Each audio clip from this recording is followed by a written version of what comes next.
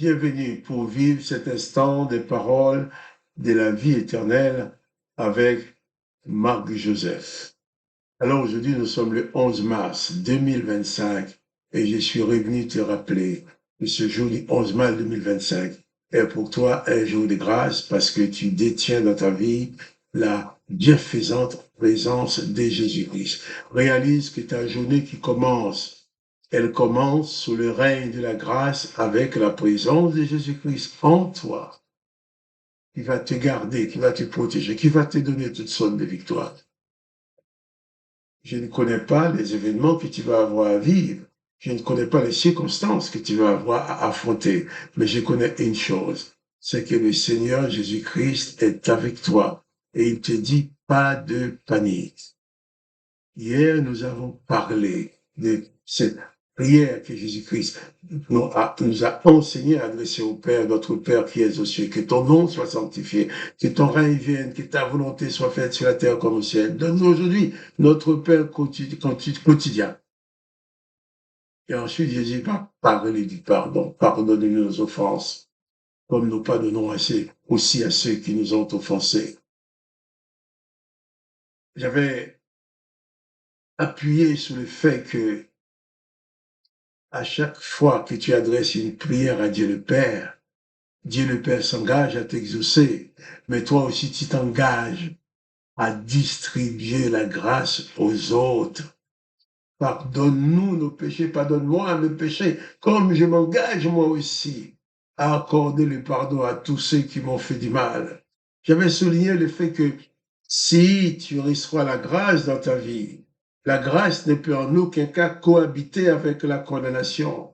L'apôtre Paul qui voulait condamner tous les chrétiens, qui voulait tuer tous les chrétiens, quand Jésus-Christ l'a touché, quand il a compris Jésus-Christ, il a écrit aux Romains pour leur dire, il n'y a donc maintenant aucune condamnation pour ceux qui sont en Jésus-Christ. Parce que ceux qui sont en Jésus-Christ demeurent dans la grâce de Jésus-Christ, ils demeurent sous la puissance de la grâce, ils demeurent sous le règne de la grâce. Et s'ils sont sous le règne de la grâce, s'ils sont remplis de la grâce de Dieu, ils vont pouvoir faire grâce aussi à ceux qui les offensent.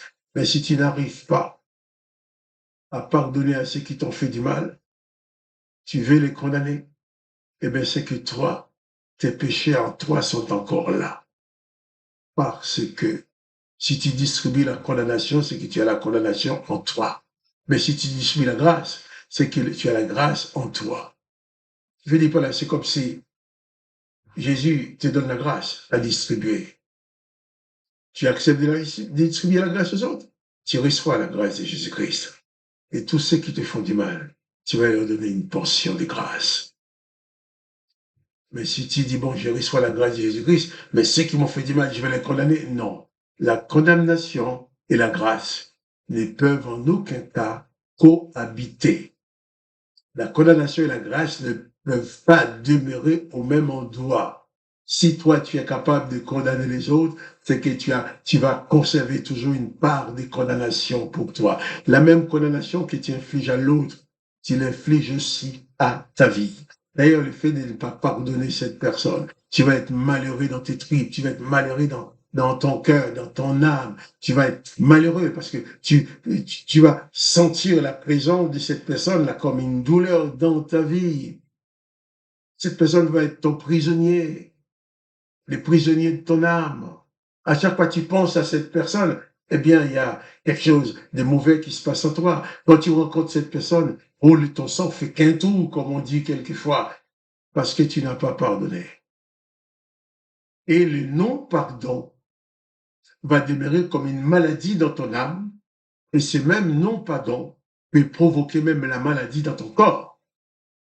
Parce que, à chaque fois que tu penses à cette personne, le mal qui t'a fait que tu n'as pas pardonné, si tu ne pardonnes pas à la personne, le mal conserve son pouvoir sur toi.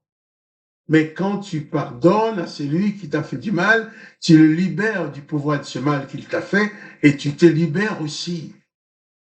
Ce mal, même si tu penses, il ne va plus te faire souffrir. Ce mal va être comme une guêpe sans aiguillon, une abeille sans aiguillon. La bête va poser sur toi, tu peux avoir peur, c'est une abeille. Oui, mais il n'a plus la possibilité de piquer. Ce qui fait que si tu pardonnes aux autres, tu te libères tu te libères du mal qu'on t'a fait et tu libères l'autre aussi de la conséquence de ce mal. Mais si tu es serviteur de l'Éternel, bien sûr, tu vas demander à l'Éternel de punir, de frapper, de tuer, même de tuer la descendance de la personne. Et l'Éternel va l'exaucer parce que c'est sa volonté, c'est sa façon d'agir. Mais Dieu, le Père de Jésus-Christ, veut, quand tu adresses ta prière, que tu t'engages chaque jour, que tu pries, à pardonner à ceux qui te font du mal.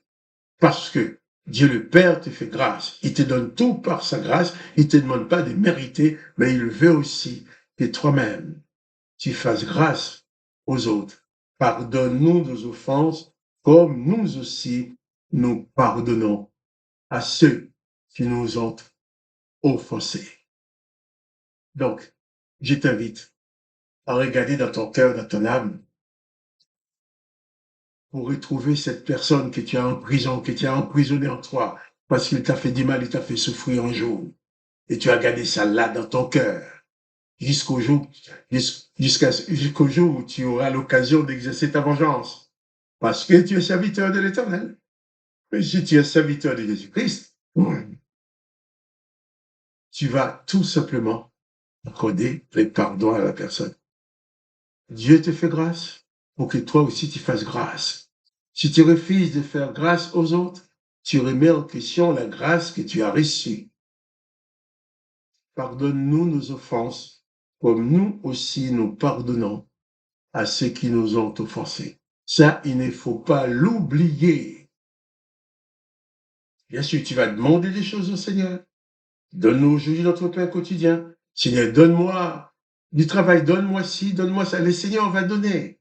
Mais toi, tu vas demander au Seigneur aussi de pardonner tes péchés. Car tes péchés vont constituer une barrière entre le Père et toi. Le Père avait été débarrassé de ses péchés afin que tu puisses entrer en communion avec lui.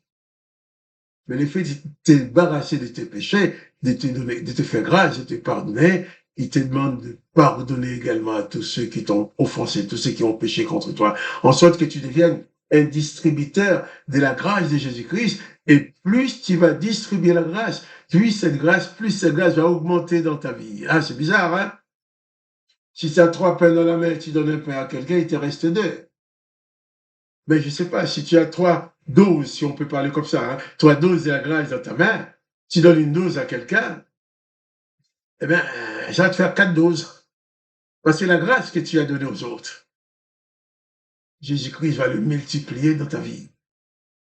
Si tu veux grandir dans la grâce de Dieu, si tu veux la grâce de Dieu en Jésus-Christ, remplisse ta vie. Fais grâce aux autres. Sois un distributeur de la grâce, une distributrice de la grâce, et ta vie sera toujours remplie de la grâce de Dieu. Et je te dis encore, pas de panique. Accorde-toi le moyen de pardonner aux autres, en sorte de consolider ta position dans la grâce de Jésus-Christ. Que le nom de Dieu le Père soit glorifié, que le nom de Jésus-Christ soit glorifié, que toi aussi tu sois béni, que la présence de Dieu t'aide à faire grâce. Père, je te prie pour cet homme, cette femme qui regarde, qui écoute cette vidéo. Tu connais les douleurs qui sont dans son cœur. Tu connais les blessures qui sont là, qui ne sont pas guéries parce qu'elle n'a pas pardonné. Oui, peut-être, ils ne se sent pas la force de pardonner. Mais dans le nom de Jésus, je te demande de l'aider maintenant à accorder le pardon à ces personnes qui lui ont fait tant de mal, en sorte qu'il soit libéré, que celui qui a fait du mal soit libéré, mais que mon frère, que ma soeur aussi, soit pleinement libéré du mal qu'on leur a fait, que la souffrance disparaisse par ta grâce. Papa, merci, parce que tu fais de lui, tu fais d'elle un distributeur de la grâce pour la gloire de ton nom, dans le nom de Jésus-Christ. Amen. Et je te dis aussi, à demain, pour les paroles de la vie éternelle.